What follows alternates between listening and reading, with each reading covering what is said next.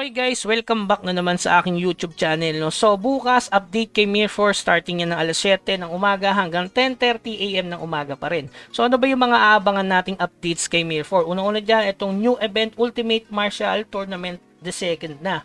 So yung pangalawa, potential expanded. Yung pangatlo, new appearance equipment. So appearance equipment guys, ito na yung costume, yung teddy bear at yung back. Diba? Pinakita na natin nung previous. Kala ko kasi sa Tuesday yung patch note nila, inurong pala. No? Gawa dun sa Korean Day ba nila.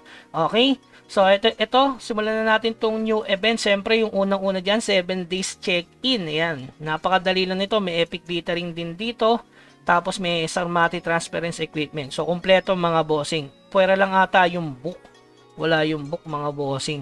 So yung pangalawang pinakamaganda, may drop event naman. Kaso nakawar kami. So mahirap to.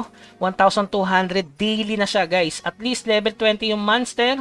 Tapos hanggang September 29. So halos 11 days. So 1, 2 times 11 nasa 13,200. Tama?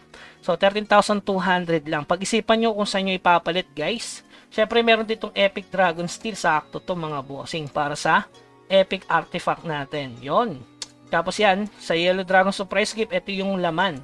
So yan, goods na goods yan.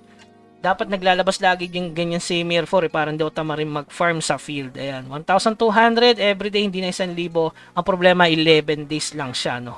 Hanggang September 29. Ibig sabihin linggo, yun. Hanggang linggo lang talaga, hindi pa sinaktong Monday, no? Tapos yung huli, ito, Pigios Happy Recharge na naman, pang kuya. Yan, sakto, nandito sila sa clan namin yung mga mamaw.